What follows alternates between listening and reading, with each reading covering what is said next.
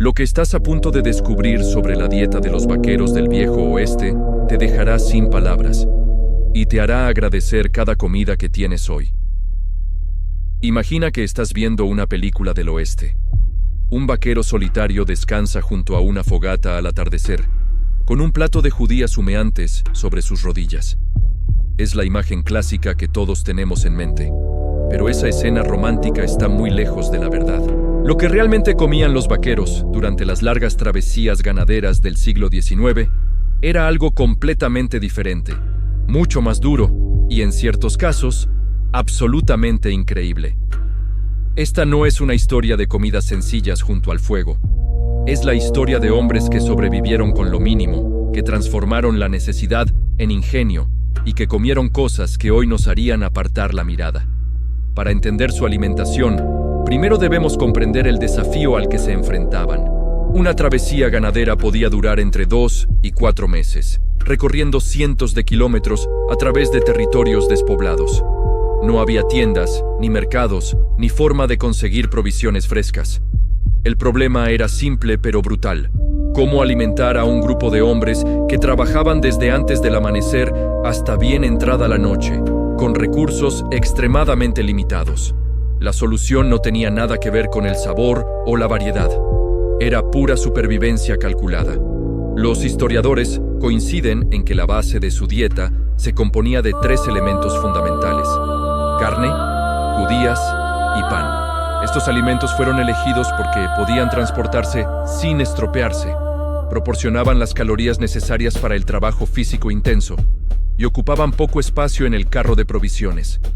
Pero la realidad de cómo consumían cada uno de estos alimentos es mucho más fascinante y sorprendente de lo que parece.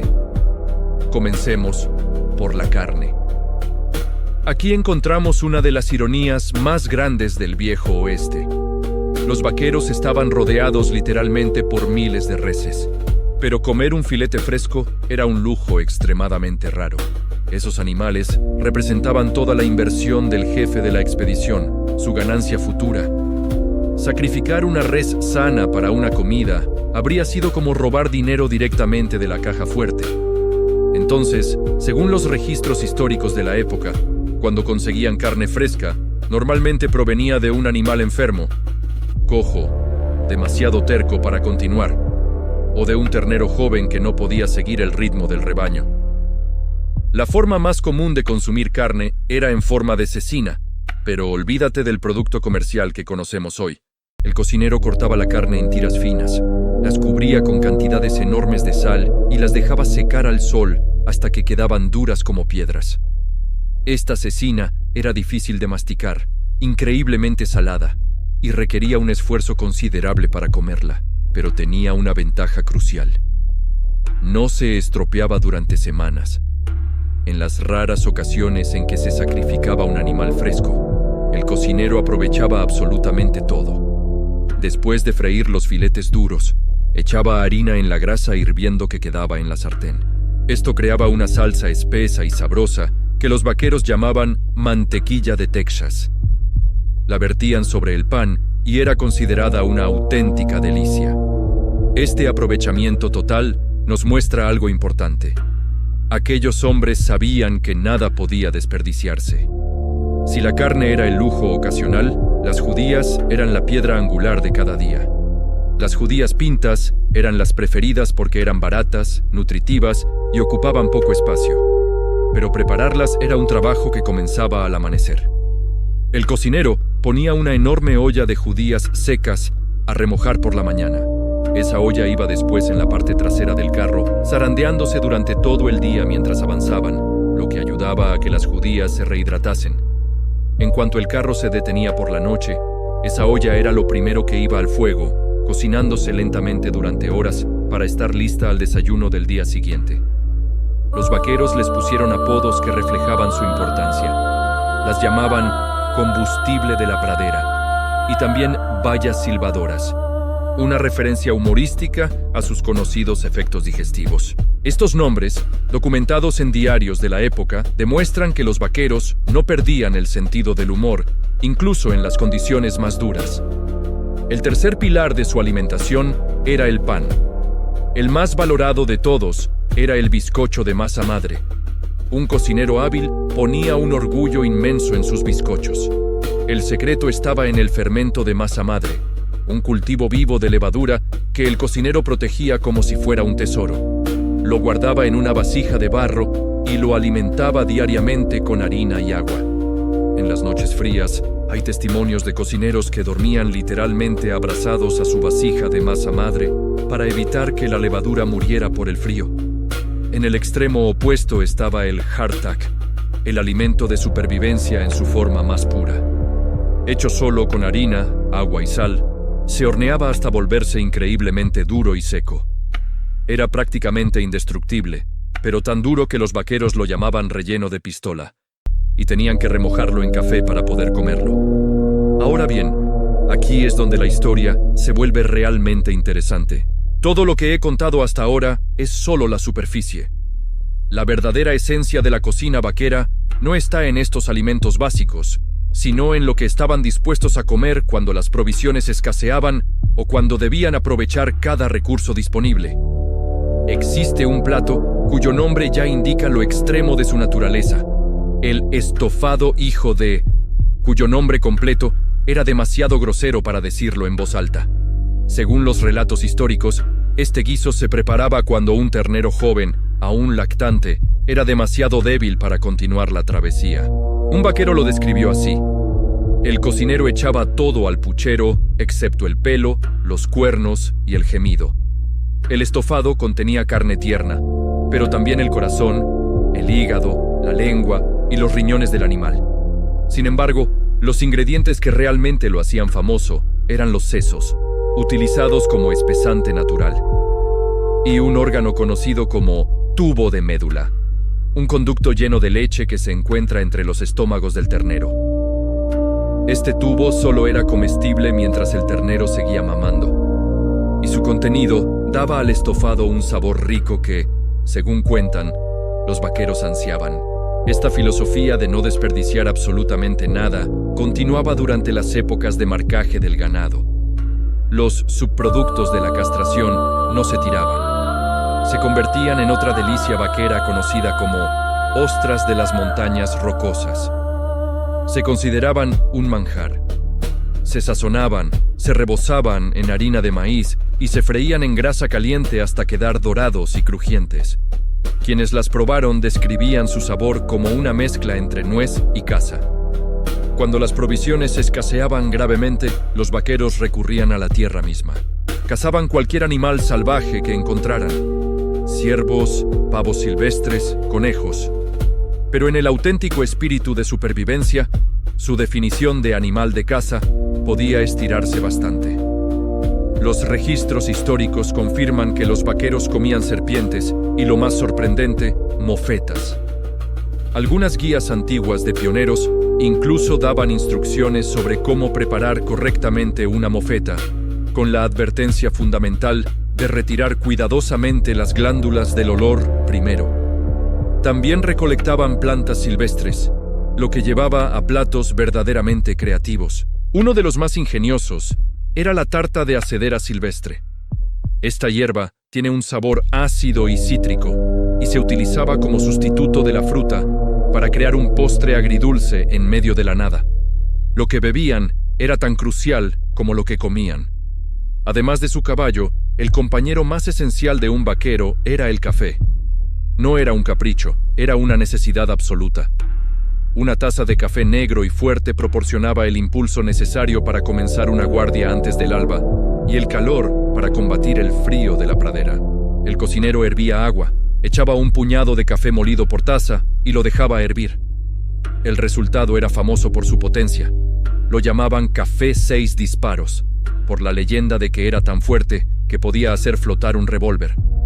Una revolución llegó con el café Arbuckles Ariosa. Antes de este producto, los cocineros tenían que tostar granos de café verde sobre la fogata, un proceso difícil y poco fiable. Los hermanos Arbuckle patentaron un proceso para glasear los granos tostados, sellando el sabor y evitando que se pusieran rancios. Este producto se convirtió en el estándar en las travesías ganaderas. La otra bebida esencial era el whisky, que se llevaba supuestamente con fines medicinales, y era el tratamiento preferido para todo, desde la tos hasta las mordeduras de serpiente. Aunque debemos señalar que esto se basaba más en creencias de la época que en evidencia médica real. Sin embargo, a pesar de todas estas calorías, la dieta vaquera tenía una deficiencia peligrosa. Faltaban vitaminas esenciales, especialmente las vitaminas A y C. Esta mala nutrición tenía consecuencias graves. El peligro más acuciante era el escorbuto, una enfermedad debilitante causada por la falta de vitamina C.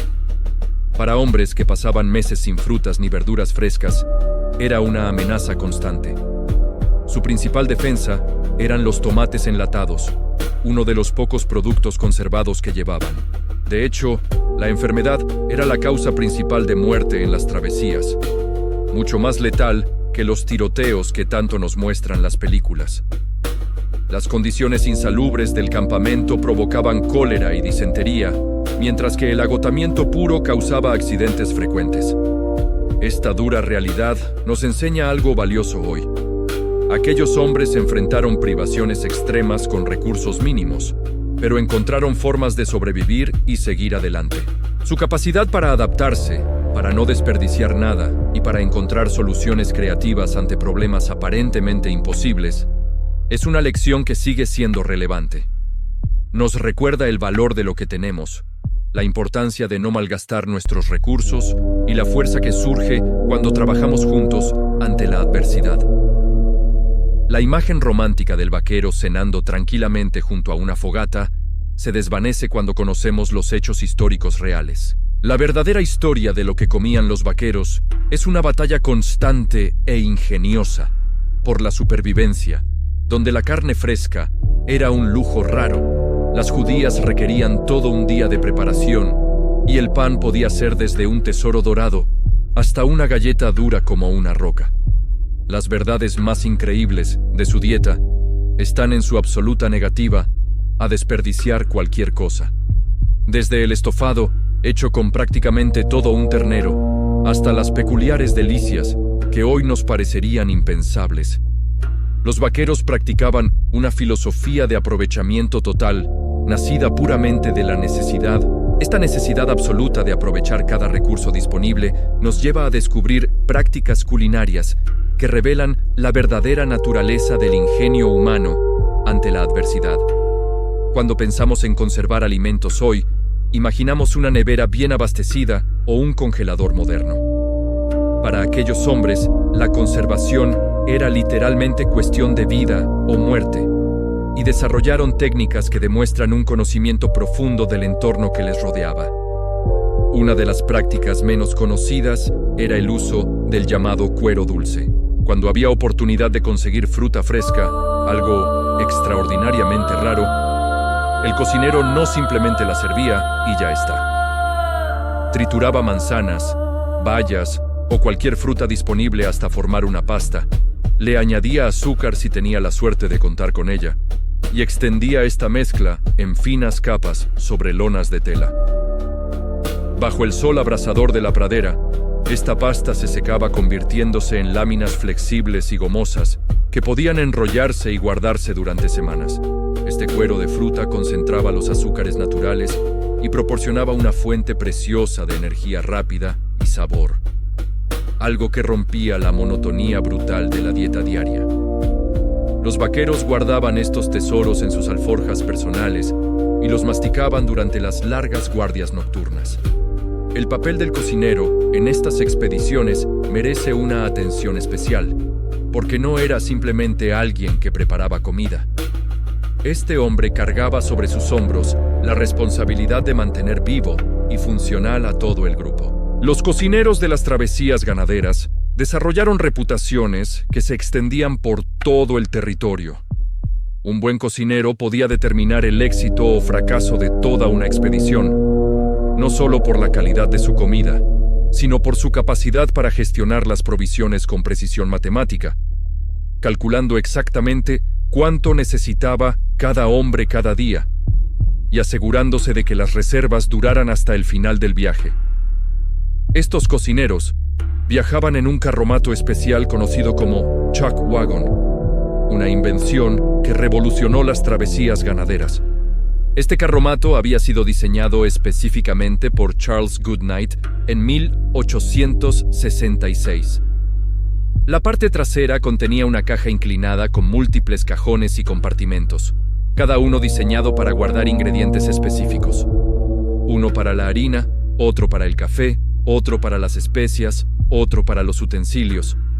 Esta organización meticulosa permitía al cocinero acceder rápidamente a lo que necesitaba, algo crucial cuando tenías que alimentar a 15 o 20 hombres hambrientos que querían comer rápido para volver al trabajo. Debajo del carromato colgaba una lona llamada possum belly, literalmente barriga de zarigüeya, donde se almacenaba leña seca y carbón.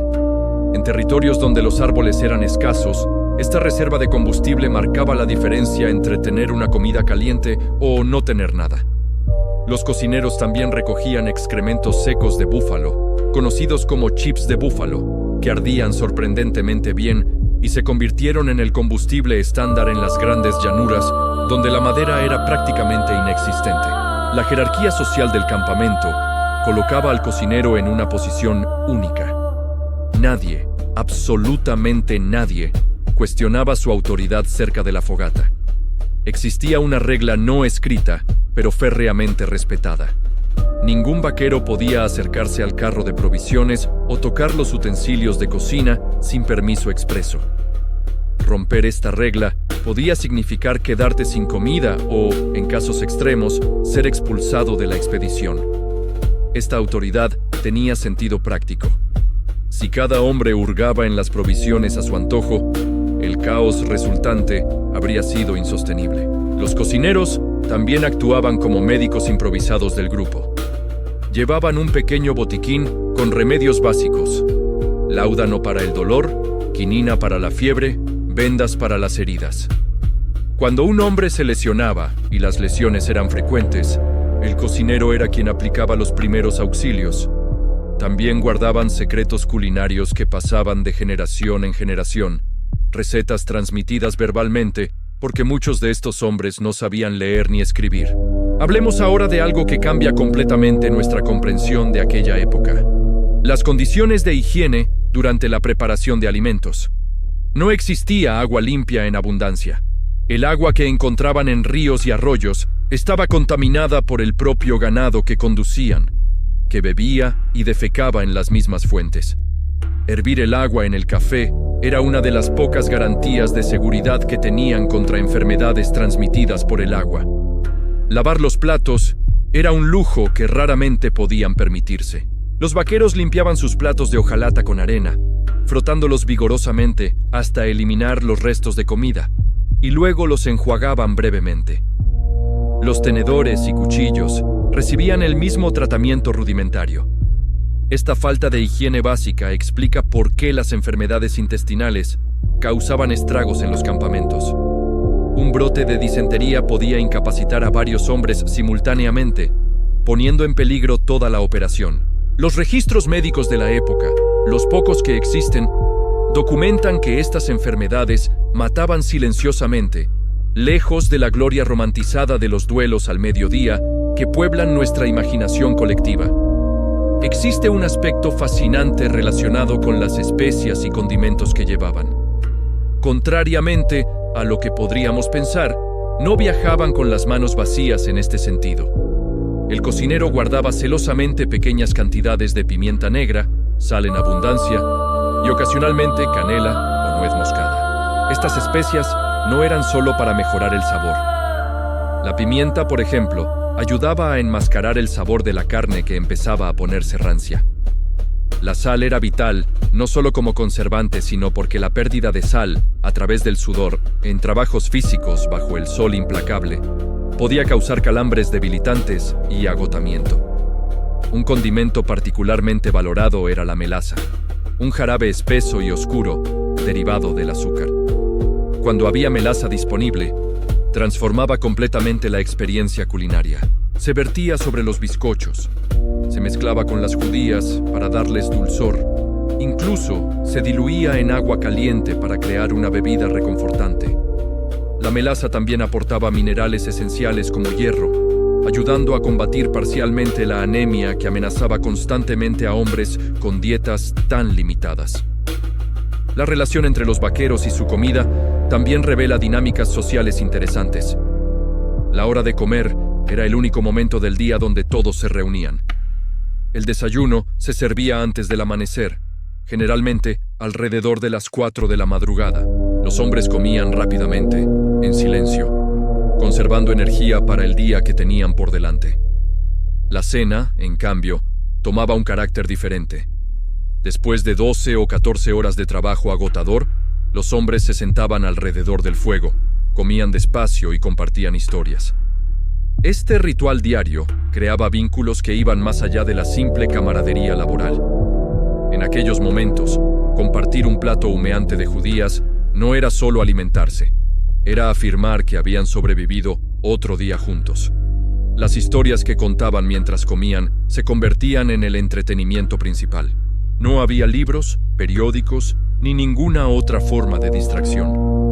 Los vaqueros más veteranos relataban hazañas de expediciones anteriores, cada vez un poco más exageradas, creando una tradición oral que mezclaba realidad y leyenda. Estas narraciones también cumplían una función educativa. Los novatos aprendían qué esperar, cómo reaccionar ante peligros específicos, qué errores evitar. Mirando hacia atrás, con la perspectiva que nos da el tiempo, descubrimos que aquellos hombres nos dejaron lecciones valiosas que trascienden la simple historia culinaria.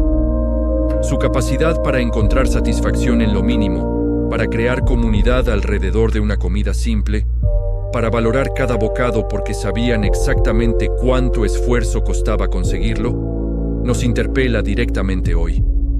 Vivimos en una época de abundancia inimaginable para ellos, donde desperdiciamos comida sin pensar, donde damos por sentado que siempre habrá más. Su ejemplo nos invita a reconsiderar esta actitud, no desde la nostalgia romántica de tiempos pasados, sino desde la comprensión genuina de que cada recurso tiene valor y cada comida merece respeto. Estos vaqueros transformaron limitaciones extremas en ingenio práctico. Y esa transformación sigue siendo un modelo poderoso de resiliencia humana que podemos aplicar en nuestras propias vidas cuando enfrentamos nuestros desafíos personales. Pero hay algo más que raramente se menciona cuando hablamos de estas travesías. Algo que cambia por completo nuestra imagen del viejo oeste. Los vaqueros no siempre estaban solos en aquellas llanuras infinitas. Existían puntos de encuentro dispersos por el territorio, lugares donde las rutas ganaderas se cruzaban con pequeños asentamientos fronterizos. Estos sitios representaban oportunidades extraordinarias para conseguir alimentos que llevaban meses sin probar. Los llamaban puestos de comercio, aunque en realidad eran poco más que una cabaña de madera con un mostrador. Allí, un comerciante avispado había montado su negocio, sabiendo exactamente qué necesitaban. Estos hombres desesperados por comer algo diferente. Los precios eran escandalosos. Una manzana podía costar el equivalente al salario de medio día de trabajo. Un puñado de patatas frescas valía más que una botella de whisky. Pero los vaqueros pagaban sin rechistar. Algunos testimonios hablan de hombres que gastaban todo su adelanto salarial en una sola comida decente, sentados en un taburete desvencijado, masticando lentamente cada bocado de pan recién horneado con mantequilla auténtica, saboreando cada segundo de aquel lujo temporal.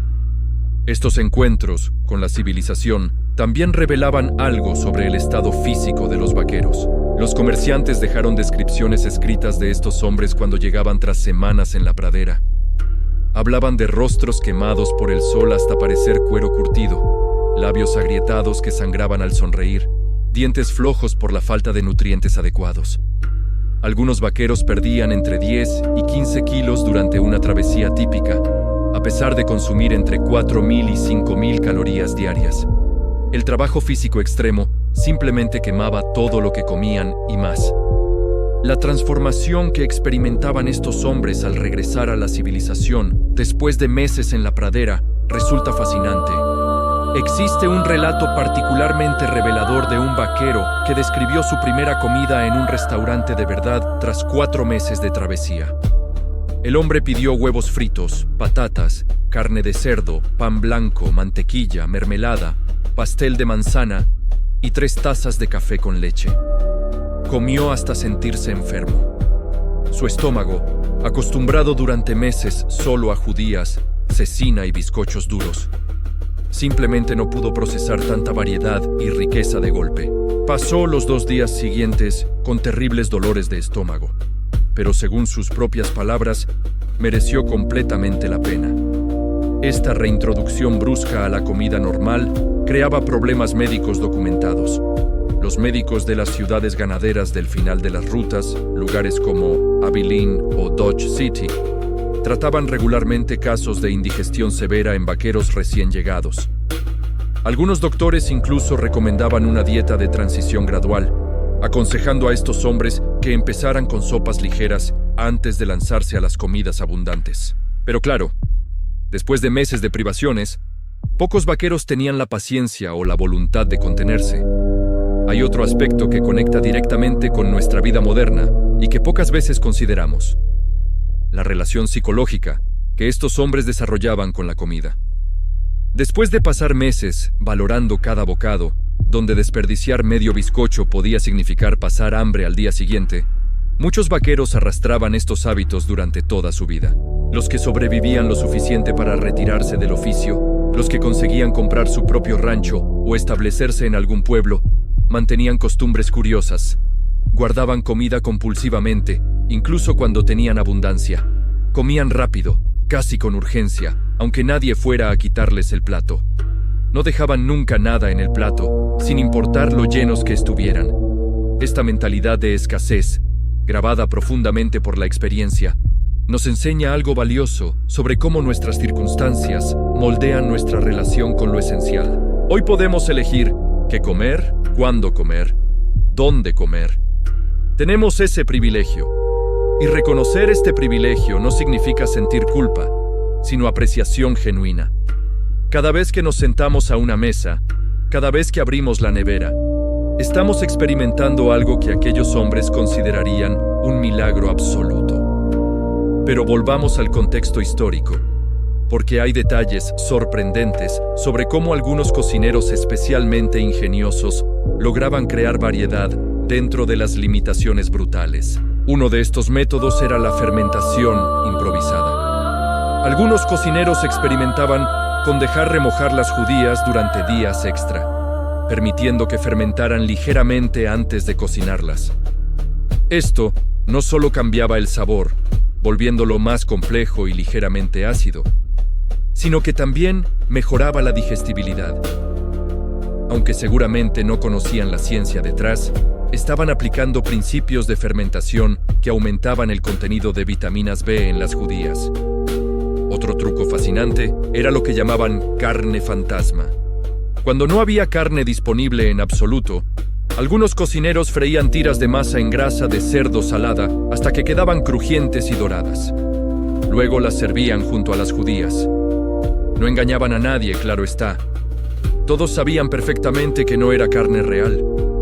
Pero el sabor a grasa, el crujido, la textura diferente, proporcionaba un cambio psicológico importante. Les hacía sentir que estaban comiendo algo distinto, aunque fuera una ilusión completa. Los vaqueros también desarrollaron una jerarquía no oficial sobre qué comidas eran preferibles según el clima.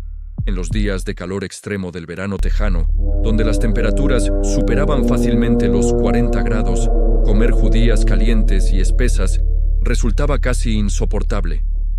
Los cocineros adaptaban sus métodos.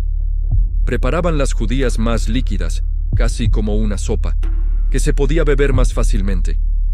Hacían bizcochos más pequeños que se enfriaban más rápido. Incluso servían cecina remojada en agua fría, una preparación que sonaba horrible pero que al menos no añadía más calor corporal. En el extremo opuesto, durante las tormentas de nieve o las heladas nocturnas del final del otoño, la comida caliente se convertía en algo más que nutrición. Era supervivencia directa. Los cocineros preparaban lo que llamaban café de vaquero con sustancia. una mezcla que era mitad café y mitad grasa líquida caliente. Sonaba repugnante, y probablemente lo era, pero proporcionaba calorías inmediatas y calor interno, que podía significar la diferencia entre mantener la temperatura corporal o sucumbir a la hipotermia durante una guardia nocturna. Existe también el tema de los alimentos de contrabando personal. Aunque técnicamente todo debía pasar por el cocinero y las provisiones oficiales, muchos vaqueros llevaban pequeños tesoros escondidos en sus alforjas. Un puñado de dulces duros que habían comprado en el último pueblo. Un trozo de chocolate envuelto cuidadosamente en papel encerado. Incluso pequeñas latas de sardinas o melocotones en almíbar. Estos tesoros personales se consumían en momentos de particular desesperación o se intercambiaban entre vaqueros como moneda social. Un hombre podía ofrecer media barra de chocolate a cambio de que otro tomara su turno de guardia nocturna. Esta economía informal de alimentos entre los propios vaqueros creaba dinámicas interesantes. Los hombres que habían trabajado en travesías anteriores y conocían la dureza del camino solían venir mejor preparados con estos pequeños lujos. Los novatos, que gastaban su dinero en equipo nuevo o armas, rápidamente aprendían que $1 invertido en comida extra valía mucho más que $1 gastado en casi cualquier otra cosa. La llegada del ferrocarril en la década de 1870 cambió radicalmente estas travesías ganaderas. De repente, el ganado podía ser transportado en tren en cuestión de días en lugar de meses. Las grandes travesías legendarias empezaron a desaparecer. Con ellas, toda aquella cultura culinaria de supervivencia extrema también se desvaneció. Los últimos vaqueros de las travesías largas, los que trabajaron en la década de 1880, ya encontraban un oeste diferente, más poblado, con más pueblos, con más recursos disponibles. Para cuando llegó el siglo XX, las travesías ganaderas, tal como las conocemos por la historia, habían terminado completamente. Los vaqueros seguían existiendo, pero ahora trabajaban en ranchos establecidos, con cocinas de verdad, con acceso regular a provisiones. La figura del cocinero de travesía, ese hombre que podía alimentar a 20 personas con prácticamente nada, se convirtió en una reliquia del pasado. Algunos de estos viejos cocineros escribieron sus memorias o fueron entrevistados por historiadores. Sus relatos nos dan los detalles más vívidos que tenemos. Uno de ellos describió su trabajo con una frase memorable. No éramos cocineros, éramos alquimistas de la desesperación. Transformaban lo mínimo en suficiente, lo horrible en tolerable, y ocasionalmente, cuando tenían suerte y habilidad, lo básico en algo genuinamente bueno. Lo que permanece con nosotros hoy, más allá de los datos históricos y las curiosidades, es la lección fundamental sobre el valor real de las cosas. Aquellos hombres no tenían elección sobre qué comer. Nosotros sí. Ellos peleaban por conseguir suficientes calorías para sobrevivir otro día. Nosotros, a menudo, tenemos el problema opuesto, con abundancia que no siempre sabemos gestionar. No se trata de romantizar su sufrimiento, ni de sentir que nuestra vida es menos válida porque es más fácil. Se trata de reconocer que el acceso a comida variada, nutritiva y segura es un logro civilizatorio enorme, construido sobre generaciones de experiencia, incluyendo las duras lecciones aprendidas por estos vaqueros que comían judías bajo las estrellas. Su legado vive en la cocina americana, en platos que tienen origen directo en aquellas fogatas. El chili con carne, los frijoles refritos, el pan de maíz, incluso las costillas a la barbacoa tienen raíces en aquellas técnicas de supervivencia. Pero su verdadero legado está en recordarnos algo más profundo: que la comida compartida crea comunidad, que la adversidad revela ingenio y que valorar lo que tenemos nos hace más humanos. La próxima vez que te sientes a comer, piensa en aquellos hombres masticando cecina dura como piedra bajo un cielo inmenso. Y agradece en silencio que tu plato esté lleno de posibilidades que ellos nunca conocieron.